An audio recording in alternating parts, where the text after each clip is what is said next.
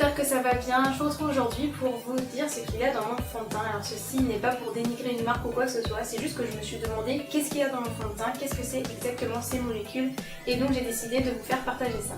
Donc mon fond de teint du moment, c'est le Yves Rocher Pure Light fond de teint lumière aérien. Donc déjà j'ai regardé le premier ingrédient et c'était de l'eau, donc c'est super rassurant parce que en haut de la liste c'est toujours l'ingrédient qu'il y a en plus grande quantité, et donc ici c'était l'eau.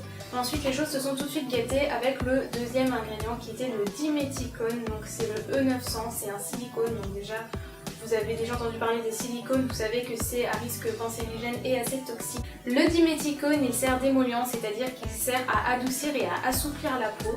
Il n'est pas seulement dangereux que pour la peau, il est aussi dangereux pour l'environnement puisque c'est une molécule qui n'est pas biodégradable et qui va donc rester dans les environnements aquatiques par exemple. Oui, je sais, je ne regarderai pas tout le temps la caméra dans cette vidéo parce que je ne connais pas tous les ingrédients par cœur et je suis obligée de regarder un peu dans ma liste. Donc excusez-moi si je ne regarde pas tout le temps la caméra.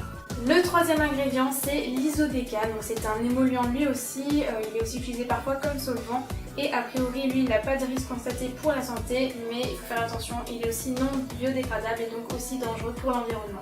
On a ensuite le propyleptylcaprylate, c'est lui aussi un émollient, il n'a pas de risque non plus particulier notable.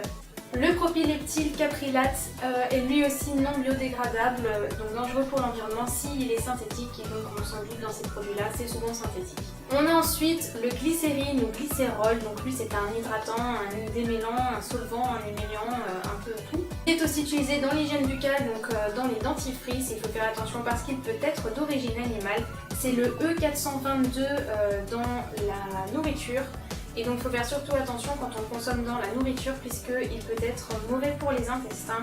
Et donc pour la peau, il a parfois été rapporté qu'il a été irritant ou qu'il y a eu des allergies, mais c'est assez rare. J'ai ensuite dans ma liste le Santorea Cyanus Flower Water. Alors c'est tout simplement du jus de bleuet.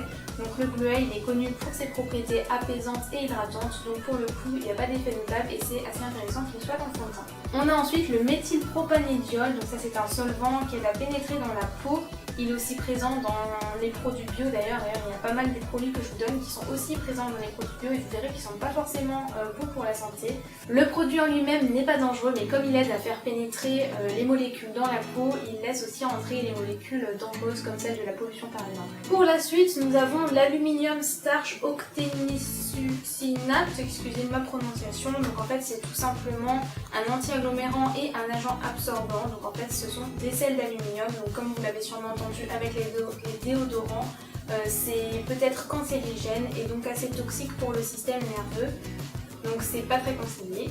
On a ensuite le pentylène glycol, donc ça c'est un solvant, un émollient, un conditionneur de la peau ou des cheveux. Et donc lui, il peut être aussi la cause d'irritation et de neurotoxicité, mais on n'en sait pas trop grand chose. On arrive ensuite au PEG-PPG 18-18 diméthicone. Alors en fait, le PEG-PPG c'est juste une indication du mode de fabrication, donc c'est un mode qui est assez mauvais pour la santé puisqu'en fait lors de la fabrication il va laisser des impuretés toxiques pour l'homme.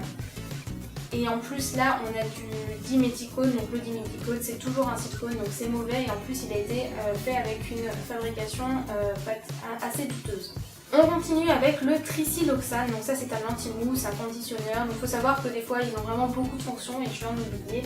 Alors lui il est mauvais pour l'environnement, en grande dose aussi pour la santé. Et ensuite je continue avec le sorbitane isothéarate, donc lui c'est un émulsifiant. Il n'y a pas vraiment de risque pour la santé, parfois il y a des irritations ou parfois il est allergène, mais bon j'ai pas trouvé grand chose sur cette molécule là.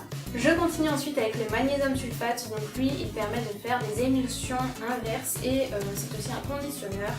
Donc lui, il n'y a pas de danger, c'est un sel qui peut s'acheter même tel quel et qui a plein de bienfaits pour la peau et la santé. Vous pouvez d'ailleurs retrouver facilement sur internet, en pharmacie et tout ça.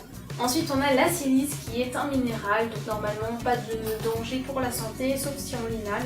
Il est souvent utilisé dans les dentifrices parce qu'il est assez abrasif et permet donc d'éliminer la plaque dentaire. Ensuite on a la lécithine, comme la lécithine de soja par exemple que vous connaissez, donc ça c'est un émollient, un émulsifiant, etc. Il faut faire attention parce que la lécithine est souvent sous le nom de phosphatidylcholine et elle peut être d'origine animale ou végétale. mais en principe dans les cosmétiques elle est d'origine végétale. On a ensuite le Distéardimonium ectorite. Donc l'ectorite c'est un minéral argileux et le Distéardimonium en fait c'est un produit d'une réaction avec ce minéral. Donc il n'y a pas trop d'études qui ont été menées là-dessus, mais normalement il n'y a pas de risque spécial pour la santé. Dans mon fond de teint je trouve aussi du parfum. Alors le parfum, il faut savoir qu'en fait c'est un mélange, ça peut être un mélange de différentes molécules. Donc en fait quand il y a marqué parfum, on ne sait pas exactement de quoi est composé le parfum.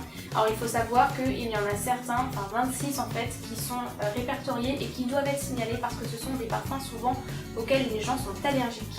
Donc dans le meilleur des mondes, évitez les parfums parce qu'on ne sait pas du tout ce que c'est, sauf si on demande à la marque. On a ensuite le phénoxyéthanol, donc c'est un conservateur, un solvant, etc. Lui, il est nocif pour la santé et surtout celle des enfants parce qu'on a répertorié chez beaucoup d'enfants des troubles du système reproducteur.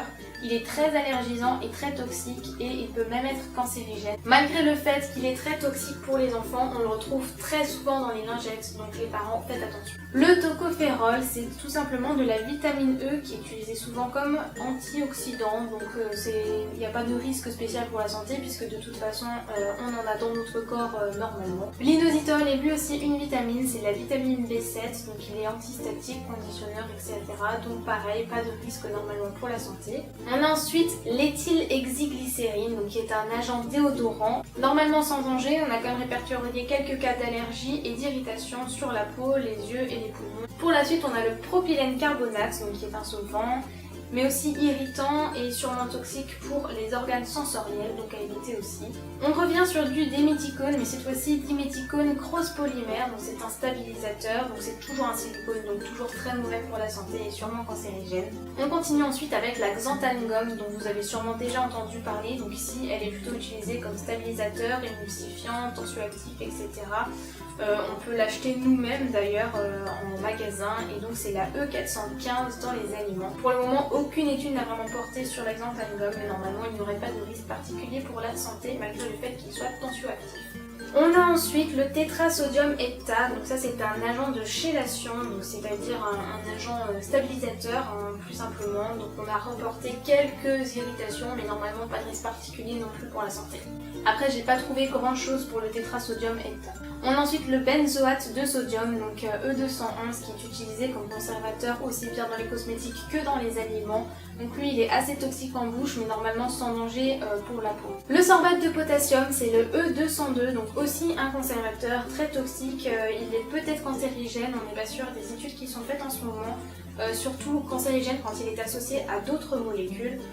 Il peut entrer dans la composition d'ailleurs des parfums qu'on a vu tout à l'heure, donc il provoque aussi des allergies parfois et il est à éviter. Aploiateiformis leaf extract, donc ça c'est tout simplement de l'extrait de l'arbre Aploiateiformis, donc ça protège et ça répare la peau. C'est une substance naturelle qui résiste aux UV, donc c'est plutôt pas mal, c'est bon pour la peau. On a ensuite hydrogenated lecithine, donc ça c'est un émulsifiant, c'est tout simplement de la lécithine hydrogénée, donc rien de plus à dire qu'avant. Elle aide surtout les autres substances à pénétrer dans la peau. Donc la molécule n'est pas dangereuse en elle-même, mais elle permet souvent à des molécules dangereuses de pénétrer dans notre peau. Il y a aussi de la glycine soja oil, donc c'est de l'huile de soja, donc c'est un émollient, un hydratant, un antioxydant, donc il y a beaucoup de bienfaits pour la peau. Par contre il faut faire attention, il y a pas mal de personnes qui sont allergiques, mais sinon aucun danger pour la santé. En avant-dernier, nous avons de l'acide citrique, donc c'est tout simplement pour réguler le pH et aussi un agent de chélation. On le retrouve souvent dans les parfums, mais souvent l'acide citrique c'est quelque chose d'assez naturel, d'assez habituel et notre corps ne réagit pas mal à ça. Et pour terminer, donc la plus petite dose de molécules c'est le BHT, donc c'est un antioxydant et un masquant d'odeur, donc c'est aussi utilisé dans les parfums. Donc en français, il faut faire attention, souvent sur les notices, c'est marqué butylhydroxytoluène. Donc il est utilisé aussi comme additif alimentaire, c'est le E321, il est toxique et même peut-être cancérigène. Voilà, on a fini la liste de ce qu'il y avait dans mon fond de teint. Je vais sûrement faire une série de vidéos dans ce style-là avec d'autres produits et d'autres marques. Je le répète, ce n'est pas du tout pour dénigrer la marque, de toute façon il y a ça dans presque tous les produits cosmétiques qu'on utilise aujourd'hui et même j'ai vu que beaucoup de ces molécules qui étaient dangereuses, on les retrouve dans les produits bio. Mais je suis très intéressée pour savoir ce qu'il y a dans ces cosmétiques et j'aimerais vraiment faire partager ça avec vous. Donc si ça vous a plu, plu, n'hésitez pas à aimer la vidéo, à vous abonner à ma chaîne et on se retrouve la semaine prochaine dans une nouvelle vidéo. Bye!